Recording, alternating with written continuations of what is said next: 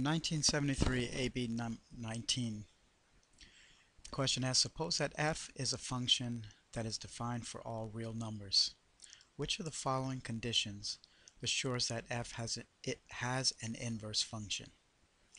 Whether a function has an inverse function or not depends on whether that function is a one-to-one function. Being a one-to-one function means that for every x value in the function, there is only one y value, and also for every y value in the function, there's only one x value. Graphically speaking, that means that the function has to pass both the vertical line test and also the horizontal line test.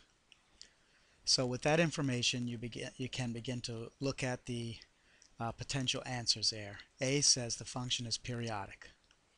Well, a periodic function is like a sine curve or a cosine curve, and you can see that the fact that it reproduces its values every so often means that this function will fail the horizontal line test. For number B, it says that the graph of f is symmetric with respect to the y-axis. An example of this would be a quadratic function that has its vertex somewhere along the y-axis. And you can see that that will also fail the horizontal line test. Letter C says that the graph of f is concave up. Once again, if a graph is concave up, it's sort of parabolic. It could happen a number of different ways. But the fact that it is decreasing and then increasing, concave up, it could fail the horizontal line test. So it's not necessarily true. It doesn't assure the fact that f will have an inverse function.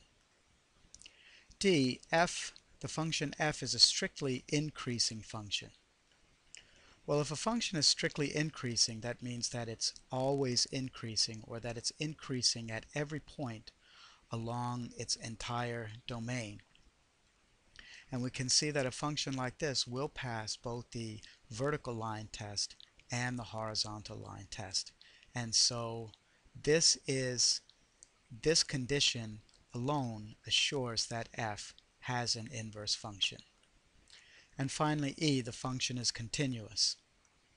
Well, we could make a continuous function that is one-to-one. However, just the fact that the function is continuous will not guarantee that it is one-to-one. So a function that is continuous might conceivably fail the horizontal line test. And so therefore, this condition alone does not ensure that f has an inverse. And so the answer here will be D. D is the only condition that assures that f will have an inverse function.